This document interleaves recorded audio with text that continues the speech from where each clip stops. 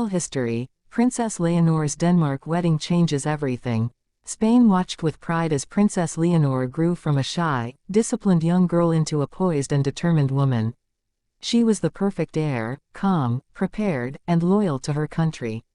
Everyone believed her path was clear: duty first, love second. But fate, as always, had other plans. Because what began as a royal friendship in Denmark has now rewritten the story of two monarchies. The wedding that no one expected, between Spain's future queen and Denmark's royal heir, is changing the course of European history. It all started quietly. No fanfare, no headlines. Just two young royals, Princess Leonor of Spain and Prince Christian of Denmark, meeting during a diplomatic event in Copenhagen. The cameras caught polite smiles, formal handshakes, and nothing more. But behind the etiquette and ceremony, something was unfolding that neither palace saw coming. At first, it was friendship. Leonor admired Christian's confidence, his lightness, his humor. He admired her focus, her grace, her strength beneath the quiet. Their connection grew naturally, away from the flashes and expectations, through shared experiences, late-night conversations, and the realization that both carried the same heavy destiny, to one day wear a crown they never asked for. By the time rumors began to swirl, it was already too late to deny it. The two were inseparable. Their bond had crossed borders, traditions, and royal politics. And soon, whispers turned into headlines: could Spain's future queen and Denmark's future king be in love? At first, both royal houses dismissed it. Too risky, too soon, too complicated. The idea of two heirs uniting their thrones sounded like a fairy tale or a diplomatic nightmare.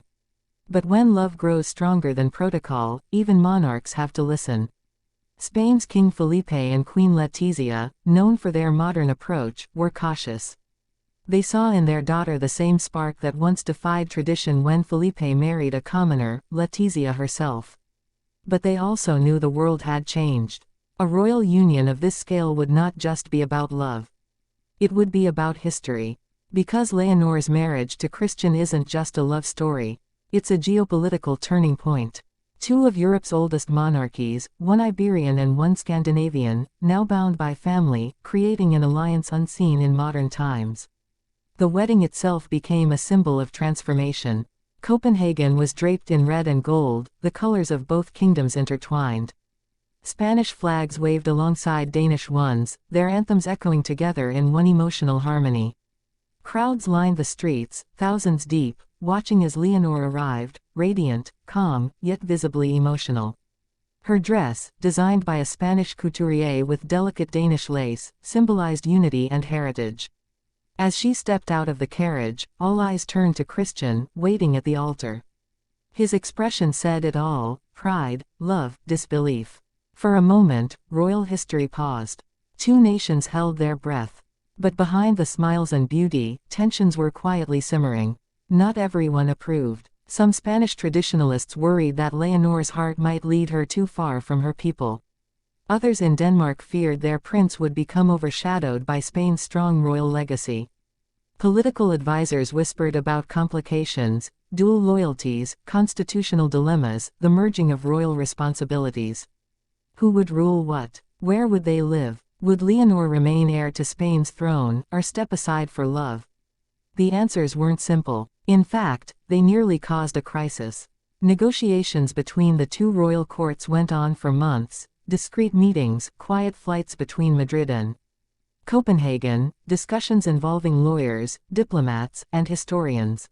It wasn't just about marriage, it was about rewriting royal law. Then, in a move that stunned Europe, King Felipe announced a revolutionary agreement. Princess Leonor would retain her title as Princess of Asturias and future Queen of Spain, but she would also be recognized as a member of Denmark's royal household by marriage, a dual honor never before granted in modern history. This declaration sent shockwaves through royal circles. The British press called it the new European power couple. Scandinavian media hailed it as the modern monarchy. In Spain, the reaction was emotional, pride mixed with disbelief. For the first time, their princess wasn't just representing Spain, she was becoming a bridge between nations. At the wedding reception, the atmosphere was electric. European royals mingled with dignitaries, celebrities, and close friends. Queen Letizia and Queen Mary of Denmark were seen laughing together, two mothers who had watched their children fall in love across borders. And when Leonor and Christian took their first dance as husband and wife, it wasn't just a romantic moment. It was a statement: love had won over politics, destiny over doubt.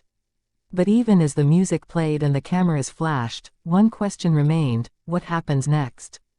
Because Leonor's marriage isn't just personal, it redefines her role entirely. She's no longer just Spain's future monarch, she's a European symbol, a queen in waiting with influence that stretches far beyond Madrid. And with that power comes pressure. In private, palace insiders say Leonor has already begun preparing for her dual future. She divides her time between Madrid and Copenhagen, studying languages, diplomacy, and history to strengthen the bond between the two nations.